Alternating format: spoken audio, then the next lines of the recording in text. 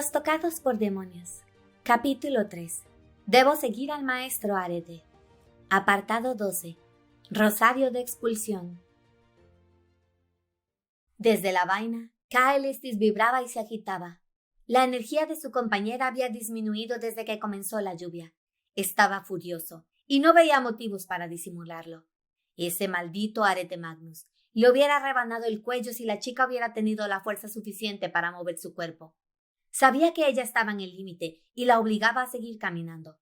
Caelestis había decidido que si él la dejaba abandonada, usaría el cuerpo de la joven para perseguirlo y eliminarlo. Caelestis había sido el hacha de un monstruo velludo tan alto como 3 Teigidae, a quien le habían enterrado 3 espadas en el vientre mientras dormía. Lo había hecho levantarse y descender la montaña para cobrar venganza. Había sido la espada demonio de muchos guerreros honrosos. Ahora experimentaba una fuerza distinta, algo que sentía sin comprender. Una sensación cálida emanaba del alma de su compañera, y la impulsaba a moverse sin quejarse de su suerte. ¿Qué era eso? ¿Qué significaba? ¿Esa era la diferencia con un Teigidae? La fuerza de Fati no provenía de los músculos de su cuerpo, sino de un sitio intangible que se comunicaba directamente con Caelestis. Eso era lo que lo había hechizado, debía confesarlo. Quería sentir con sus propias fibras ese poder desconocido. Pero su compañera flaqueaba, se descomponía. Los pies le fallaron y ella cayó de rodillas. ¡Señor! El grito de Nux mientras corría hacia ella. La aldea está cerca, busquemos refugio. El maestro le ofreció su brazo como apoyo para hacerla caminar. Al lado del lecho de Noel caía una gotera. La sopa hervía en el fuego y dejaba escapar el aroma de la carne de conejo. Le dolía la cabeza y tenía las mejillas hirviendo. Intentó incorporarse y Kix sacudió en su ayuda. Le colocó el bolso como apoyo en la espalda para que pudiera sentarse. Notó que el maestro estaba frente a ella, con su plato. Nux le sirvió. No es propio de nosotros dejarnos derrotar por un simple resfrío. A pesar de su convalecencia, él se atrevía a pronunciar un regaño. Quizá eso es cierto para ustedes, los tocados por demonios. Pero le recuerdo que yo soy una humana. El hombre se había ganado aquella insolencia. Noel hundió sus ojos en el plato y dejó que el líquido le calentara sus adentros. Caelestis había estado furioso durante su desmayo. Fue hasta que llegaron a la cueva que dejó de vibrar y le permitió dormir tranquila. Lo comprendía poco, pero confiaba en él. Estaba de su parte y la protegía hasta de lo que no podía entender. Recordó la cueva, al Blacuabli, su estructura babosa, su boca, los cuerpos tirados en el suelo. Tembló. Últimamente no lograba sacarse esa imagen de la cabeza. No sabía si los gritos de los humanos al ser absorbidos eran reales o los había inventado para llenar un silencio intolerable. Un pedazo de carne flotaba sobre el líquido. Sintió asco y tuvo que retirar el plato. Come, o nunca te curarás. Él también estaba cenando. ¿Alguna vez se ha comido a un humano? Tenía que preguntarle. No podía vivir con la duda. Él sorbió el caldo que quedaba en el fondo y entregó la taza a uno de los ocutristis. Luego la miró. Noel sabía que sus ojos estaban abiertos sin pestañear a la espera de la respuesta. Los Teigidae no comemos humanos. Servir carne humana en la misma mesa en la que estamos se considera un crimen de guerra. Ningún clan de la Alianza lo haría. Aunque los humanos son despreciables, algunos podrían ser los hijos, los amigos o los familiares de aquellos cuyo honor compartimos. Por eso, como norma de respeto, no se consumen en nuestra presencia. Él cruzó las manos y se hizo hacia el frente. Ahora dime, ¿te dio carne humana el príncipe Blablusi? No. No pudo sostenerle la mirada. No lo hizo. Dejó escapar un sollozo y supo que debía contenerse para no llorar. Porque él no soporta que llore. Cuando lo toqué, él perdió su forma y se los tragó para recuperarla. Eran humanos, humanos como nosotros. Ocultó el rostro para que él no viera sus lágrimas. Arete se levantó y se acercó a la entrada. Estuvo allí largo rato observando la caída de la lluvia. Ayúdala a acostarse, Kix. Dio la orden desde allí. Mañana la llevaré al pueblo. Se quedó dormida casi de inmediato. Cuando despertó, los ocutristis la ayudaron a sentarse y a comerse el desayuno. El sol se colaba por la entrada de la cueva. La lluvia había cesado. Iremos a la aldea. El maestro dejó su plato junto a los otros. Un momento, todavía debo guardar algunas cosas. Kix ni siquiera había comenzado a recoger. Tú no irás, le hizo ver el hombre. Le prestarás tu rosario de expulsión y te quedarás cuidando el refugio. ¿Mi rosario? El locutristi sostuvo la pulsera azul que llevaba colgando de su empuñadura y la acarició. Es una orden. Él le dio la espalda. Kix retiró el objeto de su arma y se acercó a la joven, temeroso. Noel notó que él no estaba muy convencido de entregarlo. Tranquilo, yo estaré con ella. Su hermano le colocó una mano en el hombro para convencerlo.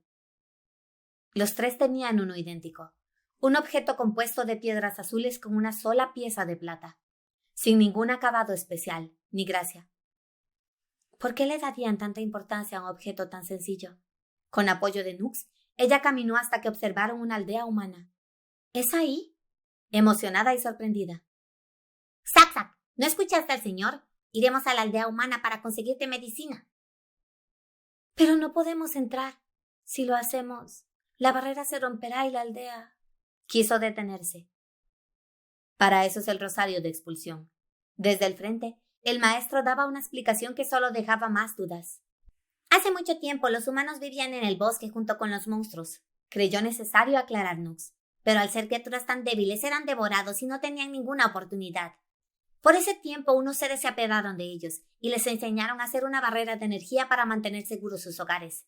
Los humanos llamaron a estos seres ángeles y por eso la barrera que cuida sus aldeas se llama barrera angelical. Mi madre me habló de eso. Noel recordaba apenas. De los ángeles de las leyendas. Los ángeles no solo les enseñaron a elaborar barreras, sino también a burlarlas. Para eso tienen el rosario de expulsión. Expulsa tus características de monstruo y permite que puedas pasar por la barrera, añadió el locutristis. En ese caso, con un rosario de expulsión podría vivir como humana. No, Carlor, claro que no. El rosario consume tu energía. Si lo usaras por mucho tiempo, morirías. Además, su efecto está limitado al poder de la persona que lo creó. Este en particular te permite estar dentro del pueblo por un sexto de día. Después de eso, deberás salir y dejarlo recargar por mediodía aproximadamente. Pero el gran sabio me prohibió acercarme a los humanos. Si uso este rosario, romperás esa regla. Su maestro contestó desde el frente. Por eso no le dirás a nadie que los tenemos. Los humanos son diferentes a nosotros. Su tiempo y nuestro tiempo transcurren en ritmos disímiles. Los ángeles nos separaron para que no interviniéramos en su vida. Los rosarios de expulsión son un privilegio. Los usamos con el único fin de establecer relaciones comerciales y obtener ciertos objetos, en situaciones de emergencia, como esta. No lo olvides. A partir de este momento, Nux no quiso explicarle nada más. Pronto Noel reconoció ese brillo azul que creyó no volver a ver. A través de la barrera angelical, había visto el rostro de su madre empapado en lágrimas y la había dejado desaparecer para convertirse en un punto. Frente a una barrera como esa, había terminado su vida. A su lado, Nux se había colocado una capa de mangas gruesas, con un gorro que ocultaba su cara. Colócate el rosario de expulsión en la muñeca derecha. Asegúrate de que no vaya a caerse. Ante la indicación del maestro, ella lo ajustó un poco más.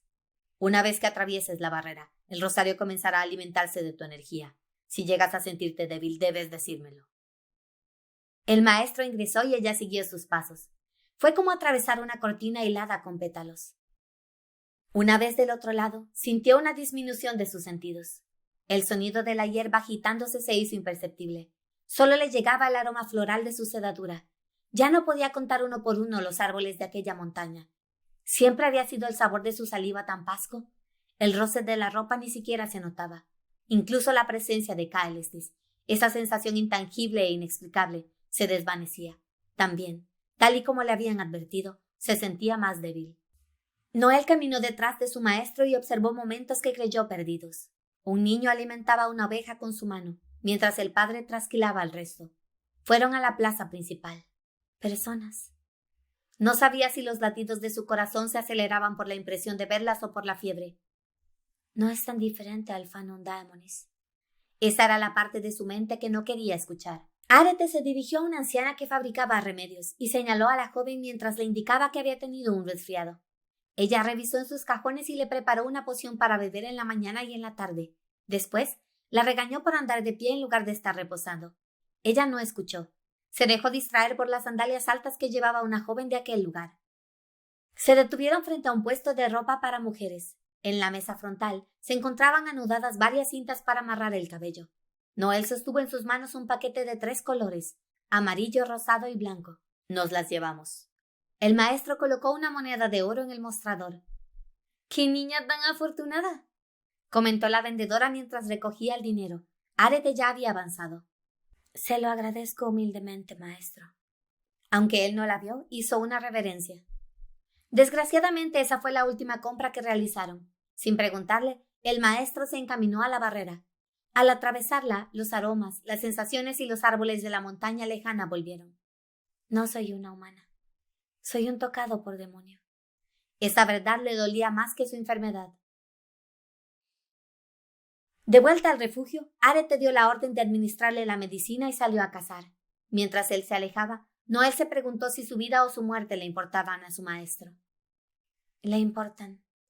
Se repitió y recordó la calidez de su apoyo el día anterior, cuando la ayudó a regresar a la cueva. De verdad le importan.